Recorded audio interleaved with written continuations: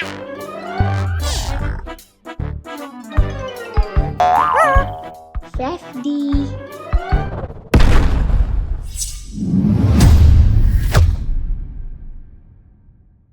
Hello కిడ్డోస్, మీరు రోజు కథ వినడానికి సిద్ధంగా ఉన్నారా?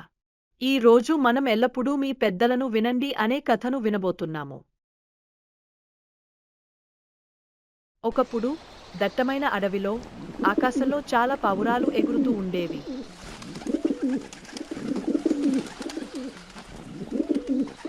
ఒకరోజు ఉదయం ఒక వేటగాడు వచ్చాడు.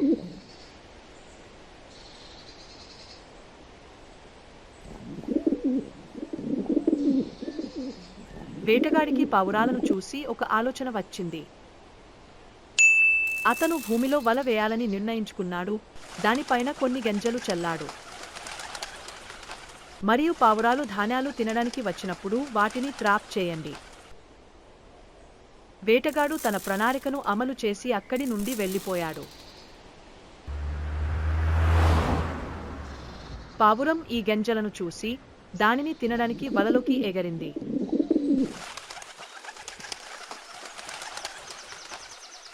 అయితే అప్పుడే పావురాల గుంపులో ఒక ప్రధాన పావురం ఉంది. ఈ ప్రాంతంలో ఇన్ని గింజలు ఉండే అవకాశం లేదని పెద్ద పావురం భావించింది. మిగిలిన పావురాలకు ధాన్యాలు ప్రమాదకరంగా మారే అవకాశం ఉన్నందున వాటిని తినకూడదని చెప్పాడు.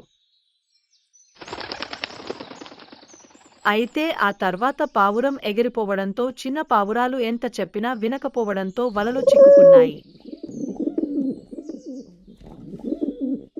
వారు గింజలు తినడానికి వెళ్ళినప్పుడు వారంతా భయపడిపోయి సహాయం కోసం కేకలు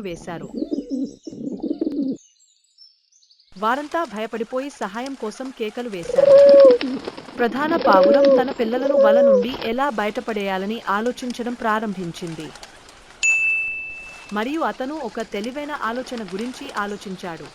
అతను పావురాలకు చెప్పాడు, సరే, చింతించకండి, కూర్చుంటాను, సరే, మరియు మనమందరం కలిసి ఎగిరిపోవడానికి ప్రయత్నించాలి, తద్వారా నెట్ కూడా మనతో పాటు వస్తుంది.